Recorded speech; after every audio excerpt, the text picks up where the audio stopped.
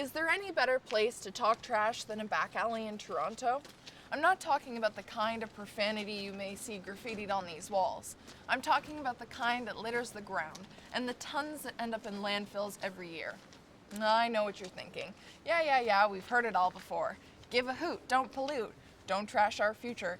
If you wouldn't throw trash on the floor at home, don't throw it on the ground outside.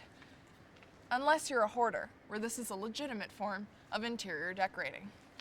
But our trash issues are much bigger than litter, and yes, I'm talking about recycling. It should be common sense by now, but Torontonians are still sending the equivalent weight of 260,000 cars to landfills every year. Of course, things are looking up, right? Recycling rates have increased from 36% in 2005 to 49% in 2011.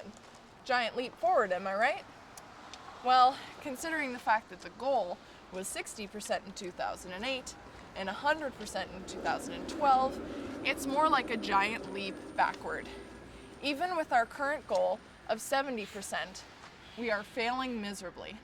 So, if statistics show that 96% of residents are participating, then who is slacking off? Condo, townhouse, apartment dwellers, and even my kind, university students on campus. That's who.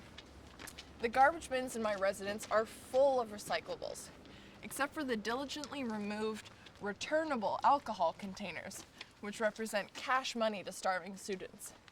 It's the same as a person pushing their cart half a kilometer across a supermarket parking lot to get a quarter deposit back. Is money the only incentive to get us to recycle? Do we establish recycling police to fine offenders? Or do we reward participants the same way that we reward students with a $10 Timmy's card for participating in an afternoon of experimental medical testing? Now that's disturbing. Here's another thought. Do we educate people to think responsibly? University of Toronto's Sustainability Office says yes. There is a direct relationship between a person's willingness to recycle and their environmental education.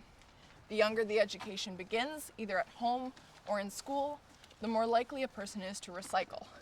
And the more people that feel this way, the more likely other people will feel this way too. Think of it as recycling peer pressure. That's right, if they all jumped, you jump too. But rather than blindly mimicking the popular kids with the latest whatever, these trending role models would be environmentally friendly. So, recycling really is the third and last option when it comes to diverting waste. It's important that we reduce our intake, reuse our materials, and recycle them once we're done. Before buying, ask yourself, do I really need all this packaging? Or is the new iPhone really any better than the one I bought last year? If you've answered yes to both of these, then also ask yourself, how do I properly dispose of this?